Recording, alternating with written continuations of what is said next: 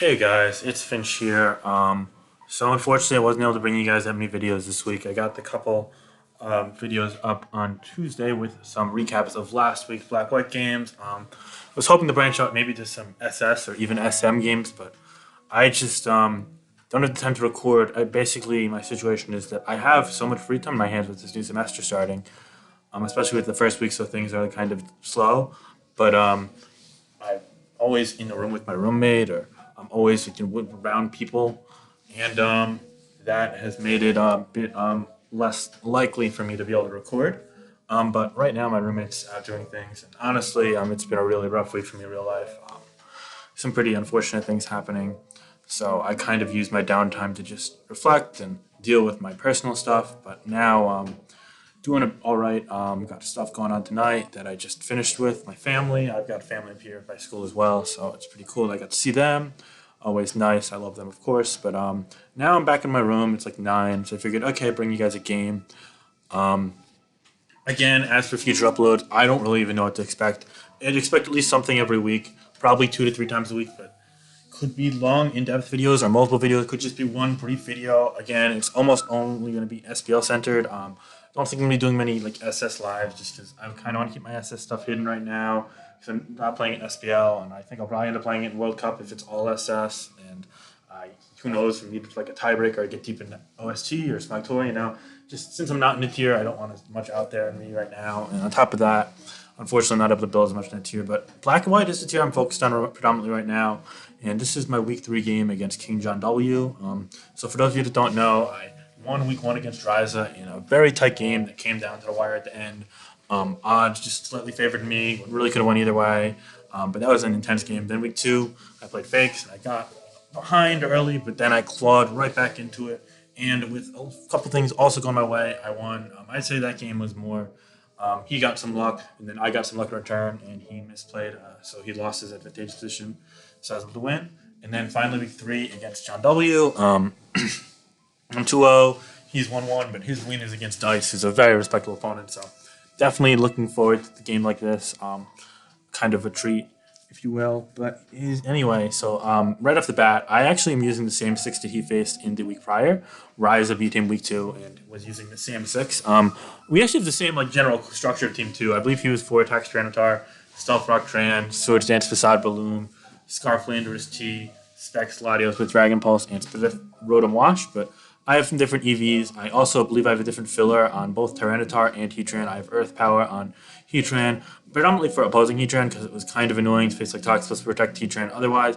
And I have Earthquake and Fire Blast alongside the Crunch Pursuit duo on Tyranitar. I'm not sure if that's what Rise ran. I don't have the import of his team, but I quite like having Earthquake for Tentacles specifically. If Tentacles paired with Spikes, then Breloom can get worn out quickly, so switching into Skulls speedily. Or if it's Sludge Bomb, then it can just get really annoying for my team with Rain Up. So being able to Earthquake it as it like spins or tries to Skullfish against Tyranitar is huge. On top of that, it also switched Jirachi, where if Jirachi is on Rain and there's like a knock on Heatran, then it can get really annoying really quickly.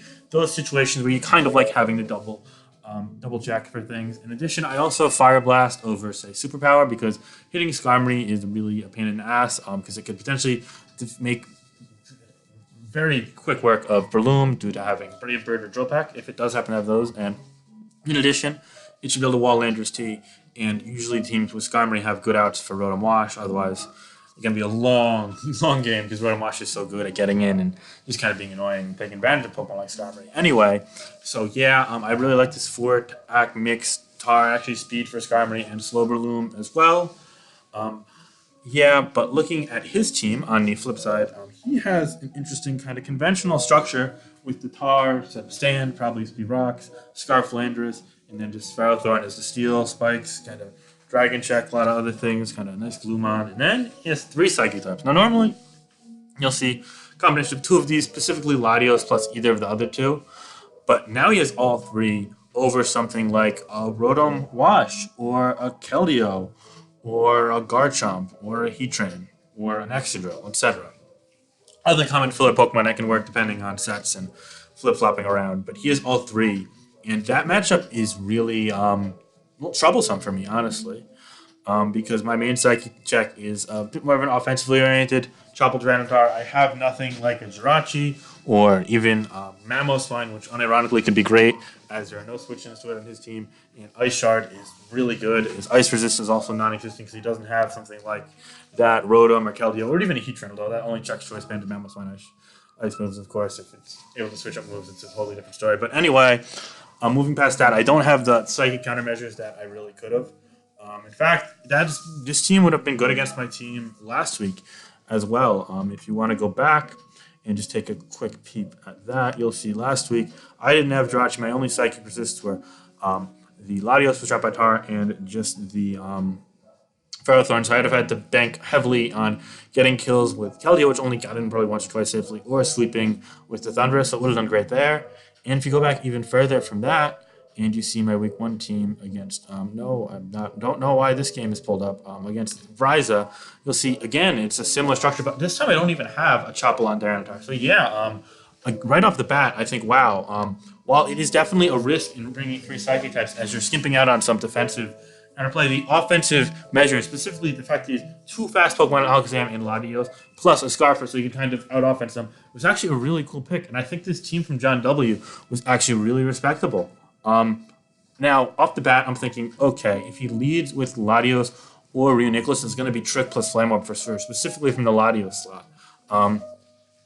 So that's something I have to look out for. But I think that his likely leads are going to be either Landorus T or Ferrothorn. The reason being is that Landorus T, specifically, I thought it could be if it's not Flame Orb, Latios, and it's probably going to be Trick Scarf, and then it was going to be like Fighting Gem or like leftovers Landorus T, and I think that could take advantage quite nicely of a lead Breloom. So that coupled with the fact that if I lead Breloom and he leads Ferrothorn and it's a 50-50 where if I Swords Dance on a knockoff or I Drain Punch on a knockoff then he gets my orb, but if I Protect on a spike then he can get a spike. So I don't want to play that game, and I actually really need that Ferrothorn burn so I can start chipping away at his team with things like Latios and Landorus T, and on top of that even potentially Tyranitar and Breloom if I'm not using the moves that are super effective, because just getting that progressive chip up makes it so that eventually Earthquake or even Hidden Power Ice in the late game, Tyranitar's dead, can be a nuisance. And Dragon Pulse and Draco Meteor can do that progressive chip damage. So, moreover, I really want to get that burn. So I'm okay trading a burn for a spike and then get Volt Switch and get momentum and get my rocks up. Because getting rocks up would be pretty big here, as while he does have 2 immunities, he also has 3 Pokemon to take neutral damage and Ferrothorn any hit, plus even if just negating leftovers can be big, because I don't have knockoff on this team. So actually, the only things that really lead advantageously against the Rotom on this team is Rio Nicholas, and I could just Volt Switch out to Tyranitar and have Chople Berry on top of that. But moreover, as an extension of that, leading Rotom W is oftentimes a safe bet, unless you're facing things like Choice Banded Cherin Black, Choice Banded Dragonite, or opposing Poison Heal Balloon. So I just was like, okay, this is a good lead. And it turns out that he is the Flame Orb Latios, and he's going to lead with that.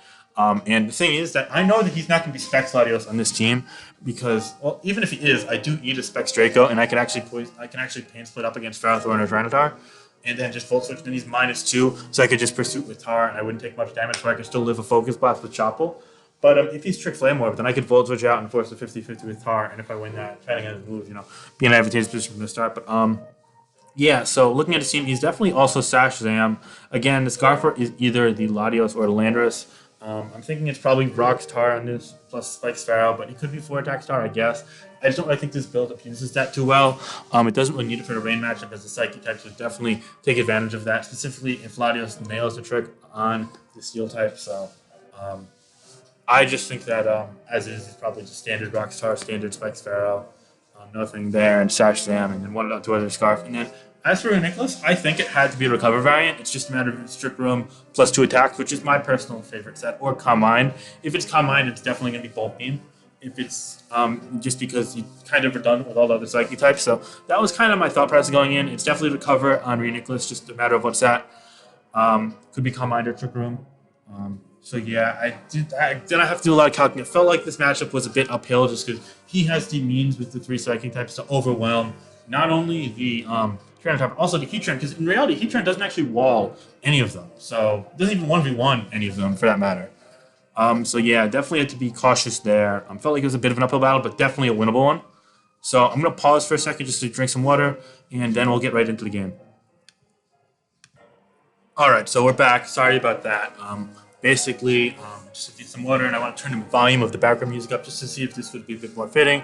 I feel like having a bit softer during the introduction and kind of when I'm like talking about team previews, good, it's just more analysis. But then when the game starts, it's kind of more, you see what's going on, and I'm just explaining it my perspective. So having it be a bit more faster or louder could be better. I'm just kind of trying to test new things, honestly. But anyway, so as I said, I'm leading Rotom W. I'm expecting him to lead Landorus or Ferrothorn if he's not Trickle or Gladios. If he's Trickle or Gladios, he'll lead that. That's the only time it's ever acceptable to lead Latios, by the way. Because I know I got on Zokuru about his Latios lead because he was Trick Scarf. And I just want to point out that Trick Scarf, Latios, is never lead for Sand. Versus Rain, 100% fine if you don't need the Scarf. Get the fuck rid of that. Lure in that Ferrothorn, lure in that Jirachi, yeah. But versus Sand, man, you're just asking to be down 6-5 early for such minimal chip.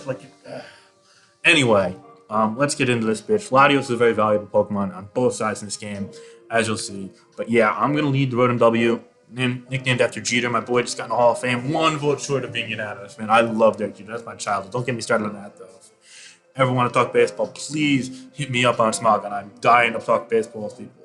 Not enough people on Smogon follow us, of course, unfortunately. We got a bunch of weebs and shit. But anyway, right off the bat, I'm like, okay, absolute worst case scenario is he specs, he Dracos me, he does 85, I vote out, and then I pursue. He's doing -2 Draco, so he doesn't really do that much. And then I can still do a Focus Blast after. Decent middle case scenario is he's Trick Flame Orb, and then I have the Flame Orb, he has leftovers, but if it's a bit more defensive oriented, which it probably isn't because it's Latios, not Latias, then I could just kind of get rid of it with Tar. But the thing is that it's a bit of a 50-50 because if I crunch as he stays in, then I kill him. But if I pursue in the switch, then I great. But if either other happens, then it kind of sucks because I could take 2 hits pursuing twice, and then I'm in Focus Blast range potentially after Choppel. So gotta be wary of that. If I pursue it and he stays in, he gets those 2 hits off, then that is kind of worst case scenario because I lost the Orb and most of my Tar. But I can still play around that. He's going to reveal right off the bat that he is Trick Orb. So I didn't want to go Tran just because I'm worried about taking repeated hits or also it being some weird Dragon Dance lure with Ground Gem.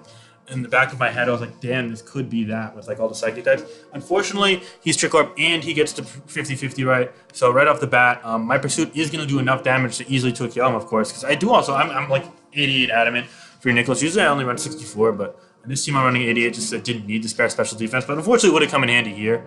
So he's going to get a Surf into a Draco off, and that's going to leave me easily. But I can die. And since he got a high damage roll on both of those, he's actually put me in range for Spikes plus Rocks to kill me, which sucked, or 3 layers of Spikes, but that's not going to come in handy. He's not going to get all 3 up, in likelihood. But yeah, there was only a 1/8 chance of getting me in Spikes plus Rocks damage range, I believe, and he got that. But it didn't really hurt me too much, so let's just see later.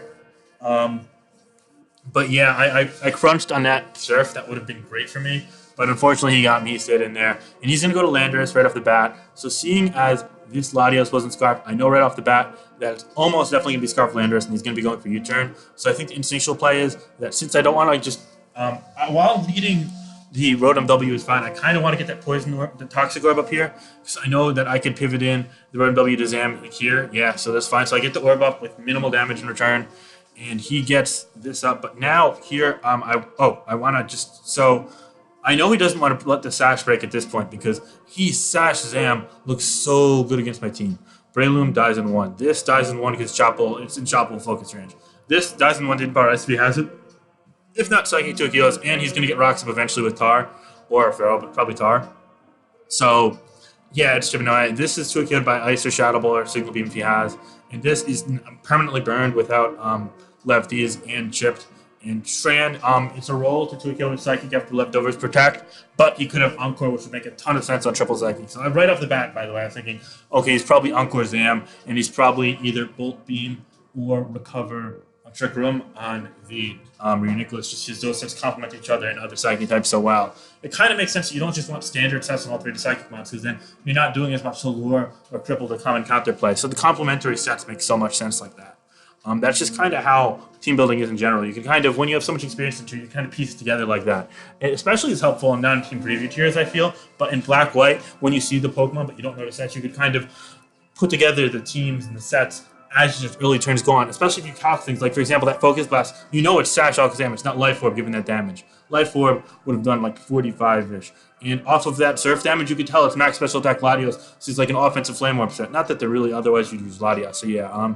But anyway, so right off the bat, I know he's not going to let me spec the Sash, so I'm like, he's either switching to Ferrothorn to try and get hazards up, or he's going to switch to the Tyranitar to try and get rocks up, and he doesn't really mind it getting crippled, I guess, because he still has the Ferrothorn for the Latios, which is completely fair. I think either play was fine for him. So I go for the Wisp, predicting that, and unfortunately for me, I'm going to miss. And that would have been a pretty big Wisp to hit, because I could have limited his lifespan a ton. But I'm just going to Pain Split up here, because I need to get this healthy, again, for the time being. And that also basically the same as Hydro Pump damage, assuming especially defensive. Here, I'm going to go for the Volt Switch, and thankfully he doesn't go for Pursuit. He's just going to go for Crunch, which was actually a fine play from him. And it's going to get to drop here, which sucks a little bit too. She's getting a little early luck, especially with those damage rolls and time, but also those two things. But I don't think it matters too much, really, because he's going to switch out anyway. He's not going to be faster. And I'm going to predict a switch to either Reuniclus or this. I'm going to get the Facade off. So right off the bat, I can actually calc that Facade damage, and I know that he's not an overly defensive Scarf Landers T, but he does have... Okay, either I got like close to min, or he does have like some investment in HP/defense. Because there's no real need to run like max anymore. Some people still do, but again, Landorus T is just, especially as it's dwindling in usage as a Scarfer, because a lot of people are using leftover set. You don't really need to run max speed on Landorus T. Running, for example, defense to help you check Excadrill or track down a little bit easier can go a long way, especially also taking hits against Bloom. Anyway, here I'm going to protect. The defense drop means that, unfortunately, U-turn can do a ton to me, like almost half damage. I will probably live it, but then I have a chance I could die to the sand. So I have to switch out, and I go to Heatran knowing he's going to be Scarf. Now, he's going to get Tar in here, and unfortunately, it kind of sucks, because if I got that burn, then he'd be dwindled down, and he'd probably be forced to go to Reuniclus here. I'm going to protect, and he's going to go for Superpower right here. So I know, okay, I have to go Landorus T, and that's going to be taking Rocks plus Chips. So now I'm not able to check Alakazam at all, because I'm going to die to Psychic after Rocks. So I'm going to go for a U-turn here. I really wanted to click for HPS. I knew he'd go to this, but then the thing is that since I didn't get the burn on Tyranitar, I wouldn't be able to survive. I just get trapped out. So instead of being able to just like take a burnt Crunch plus burnt Pursuit, he'd probably go Ferrothorn if I got that HPS. So then I didn't get the free kill on Landers, basically. Like, I swear I would have hidden Paralyzed otherwise, but again, I still see this as kind of like a path where I can definitely proceed, because now I get Breloom, and this lets me scout a couple things, such as doing a Nicholas set out here, because you see he's going to go Reuniclus. Unfortunately, I went for Protect, trying to see if he had Superpower or Explosion, because last time he ran Explosion on Landorus. And now I just go for a Facade, knowing, okay, if he's going to just kill me, then I could go Tar here, and Facade will also reveal that, unfortunately, I couldn't tell off the Facade damage what set he was, but then he went to Trick Room, fortunately for me. So that's huge. And the thing is, it's weird having Trick Room on this team, because he has boom, fast Alakazam, boom, fast Latios, and then Scarf, Landorus, Nappa. So he's like three really fast Pokemon. So Trick Room could actually bite him in the ass. That's kind of why, like, I was like so sure he'd be Trick Room, because he's got like an offensive set whip. But then I was like, wait, maybe he's Calm Mind Volt Beam, because that doesn't really like kind of like make your team a bit more redundant. But nah, he was Trick Room. And off that damage, I knew he was Trick Room plus Recover, because A, that was what my instinct was saying, but B, Facade could have done more, because I am adamant, even if minimal attack. So I'm going to go for it again. I'm here installing the Trick Room turn, so I'm going to get that right, and I'll actually do 4% more, which is a nice damage roll. So I think, okay, maybe he'll attack here. I actually am in range for Focus after Sand, potentially, if he's got a lot of special attack investment, which it proves he didn't later, but he's going to actually predict that and get the Recover off. He's just going to go for Conservative Psychic here. He's going to do 20% to my Tran. Unfortunately, that's like a middling roll, so I can't tell much more of that. Now, I'm going to predict him to go for Focus Blast, just knowing he could Trick Room again against my, he could Trick Room again against my Tran, because he's got Recover, and Lava Plume obviously does well under half. So I'm going to predict the Focus Blast, just knowing he's safe sitting there. And I'm going to go Latios, and since he's got Focus plus Size as only coverage, that's not a big deal. So now I'm actually going to go for Draco. Reason being is that I wasn't sure if it spread, and the good spread on Trick Room Recover Reuniclus, which I created last SPL with the assistance of EMBCBT, our doubles player who's like an EV Wizard and Zoro Dark, when we were all like brainstorming for his game against Solid Week 1, is the one that lives Latios Draco 100%, so you could actually just recover there. But he was fearful of a trick, because they all run Trick nowadays. So I knew right off the bat that he's going to go Pharaoh or Tar, and I get a Draco off. And if the Tar is cost step bear, usually to run a bit more offensive of the spread, so that they can live 2 Dracos from full, but not necessarily live 1 from 54. So like it basically like cap out like 66.6 max, or like after rock. So like yeah, but it turns out he lives. He's probably not cost step berry, so I didn't have to fear that. So I just like figured, okay, even if he is cost step berry, like that's something I'm gonna have to risk. So I go for Draco, and it's gonna leave heart 4%, but he's gonna actually preserve the Tyranitar and go to Ferrothorn, and I'm gonna get a huge crit. Now let me tell you, not being able to burn the Tar before was really unfortunate because it probably saves his Landorus and it cost me momentum. And it also made it so that my Rotom W was kind of in a compromised position health-wise, because I probably could have just traded with the Tar, and then I could have gotten the Landorus with the HPS turn later on. So yeah, it probably swung the game a little, but that Draco quit was much more important in the long haul, because with this being chipped, it meant that his only Dragon resist died to all of my Dragon attacks, and on top of that, his Landorus T counterplay was now dwindled significantly, especially because while it was a defense-invested Reuniclus and it had some, like, U-turn, is still forcing recovers every single time, and there's no leftovers recovery passively each turn. So that just made it so that the walls kind of creeped in on him a little bit more, and it also made it so that this timer was down at 90. He's been taking a lot longer to think. And also, seeing as that crit did 82%, that meant that he was almost definitely a relaxed or impish Ferrothorn, because otherwise you're doing like 33 to 36 with Draco Meteor, but that crit would have done 41 from neutral Draco. So that's like definitely a physically defensive way into Ferrothorn, which told me that it was definitely going to be like a very specially defensive Tyranitar, which meant that it's almost definitely going to be Chopple Buried, because it wouldn't make much sense to run that on Custap. If it was Custap, then this would have to be like a really specially defensive, perhaps even Thunder Wave Ferrothorn, although that wouldn't make much sense with the Reuniclus. So again, the team playing out to be more standardized sets with relaxed, probably 88, but maybe 128 defense invested Ferrothorn. So that's interesting enough here, especially as it's one of only 2 water resists, but his team is kind of meant to overwhelm Rain offensively, so you don't need much defense matches, so it does check out. Anyway, I get that crit, and that's a huge opening for me. All of a sudden, the Ferrothorn's down below 25% health. I'm going to take this opportunity to go up to my Tar, and this is one of the things I mentioned before. While it sucked that I was in range for Stealth Rock plus Spikes due to the minerals, I predicted him to go for Spikes because he knows that my Tar is going to die as soon as he gets that Spike up, and I get it in. And now, being that I have Fire Blast, that's actually going to come clutch here, because Superpower, yeah, sure, it'd kill, but I died with Barbs. So here, I'm going to get that Fire Blast off. Since he's so chipped already, and he's scared of me, like, predicting a switch and, like, getting, like, an Ice Beam off Landers, he's just going to fire that off. He probably wouldn't have fired that off. He'd probably have saved that, otherwise, if I didn't get the crit. So that's big. And now, seeing as I'm alive, I'm going to get momentum, because he's going to go to Landers, he's going to get that kill. And now he's going to go Reuniclus. And right off the bat, I'm like, okay, so I can go to the Latios here. And Latios, I don't know his spread yet, but I could threaten to kill with Draco, or I could go for Dragon Pulse, Intuit KO it. Dragon Pulse also can do a lot, and I'm not in range for Psychic, even after like 4 turns of Sand. I'm in range to KO by Psychic, assuming Life Orb and does any special attack investment does. So that's something I gotta be wary of. But again, Dragon Pulse is going to be doing well over half, so that's not an issue yet. It's just a matter of how I'm going to be able to preserve it potentially after another turn of Sand or 2 and then taking Rock. So that could come in handy later on in the game. So I definitely don't want to be reckless with the Latios, but Dragon Pulse is move here because everything is in range besides Alakazam, which takes it to Sash. So yeah, he's actually going to wisely go to Tar here, and then he's going to take that opportunity, I believe, to go to Landorus and go for U-turn. But look, his timer is going down. So I go to Rotom W here essentially as a fodder. That's fine. He's going to go Alakazam to take me out. I believe I'm just going to let it go, as again, it's dead to hazards, it's strict to Flame Orb, so it isn't very useful. Now I'm going to go Landorus here.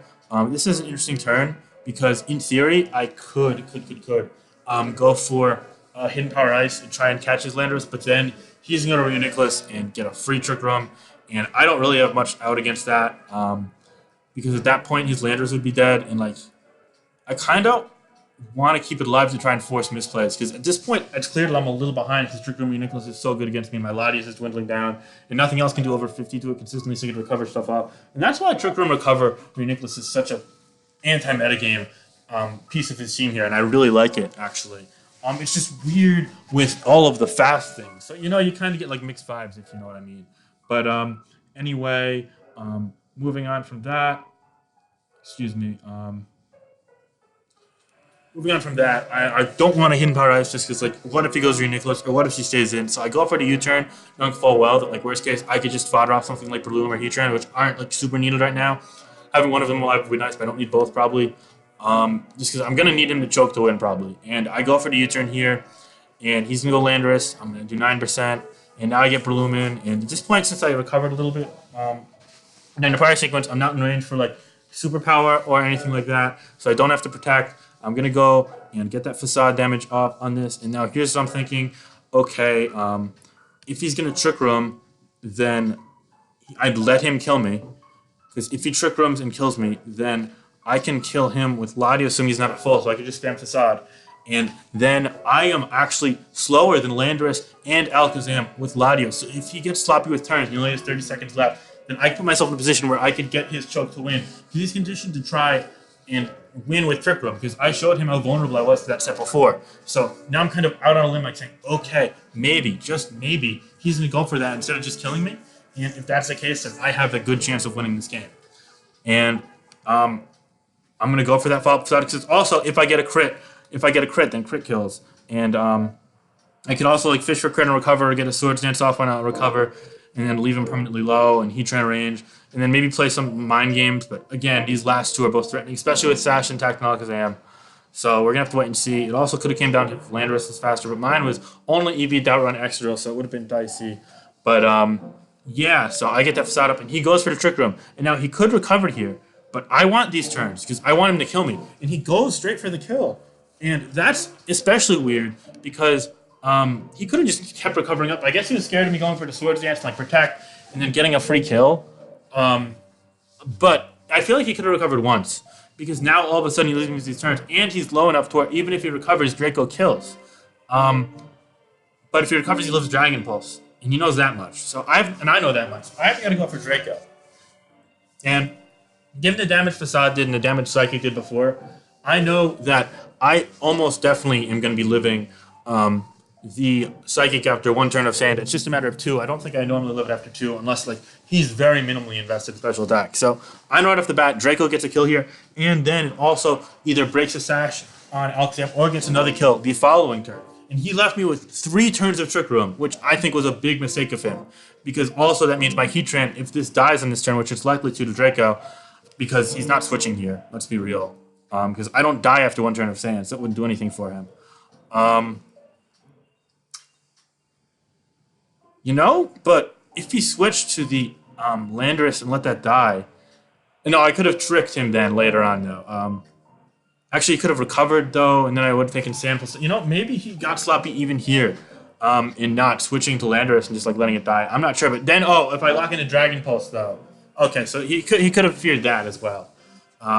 Fair enough, because I also lived at the... Dragon Pulse is doing, like, 65, so even if he recovers, then he died the next one, even if he recovered then. So, yeah, okay. So, no, it wasn't a choke on him this turn, just the last turn.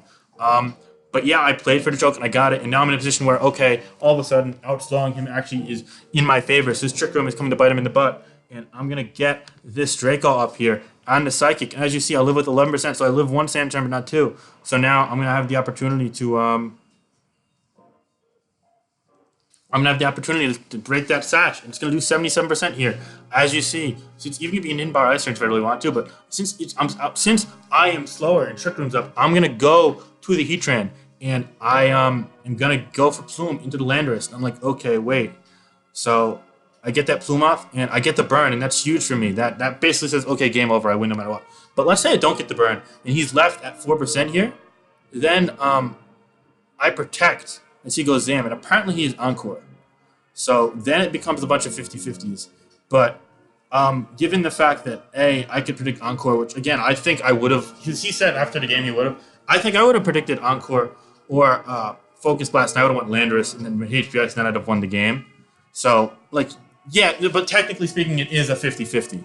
So he could have called me on that. But he said he had Encore and PM after, but I'm not trying to accuse him of saying, like, it would have been, like, given what we knew at the time, would have been a 50-50. Like, saying I would have won it because I, like, assumed the set is great and all, but, like, it would have came down to 50-50s. I would have been favored by odds, but, like, at the end of the day, it would have been super close.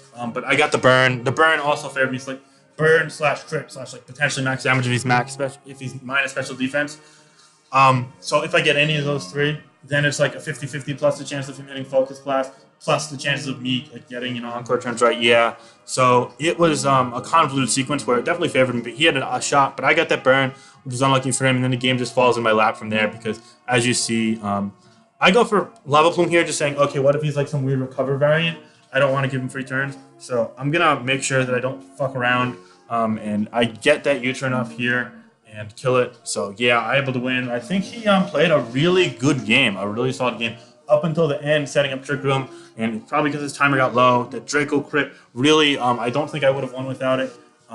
So that was great. And at the end of the day, Pokemon, well, sometimes it's about outplaying your opponent, making those big flashy moves. Sometimes it's just about making less mistakes or taking advantage of the situation we put in. And I think that my game against Fakes and my game against John W really outlined that quite nicely. So I hope that for newer players, you could take that as kind of a lesson moving forward, or just keep avoiding misplays and finding your path to victory. And for the more experienced Black-White players, I hope you guys enjoyed some of my analysis in this game and other games. And definitely going to be more content. I'm not sure how frequently, but there's going to be more coming. I promise that.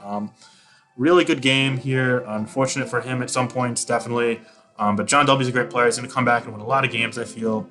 I don't know if he's just sung incarnate, as someone would say, but solid player nevertheless, and definitely looking forward to more games of his and more games of mine as I thankfully and fortunately moved to 3-0 for the Chronicles. We're currently down 2-3 for this week, but a lot of games this weekend to turn that around. So this is Finch. Hope you guys enjoyed. Peace.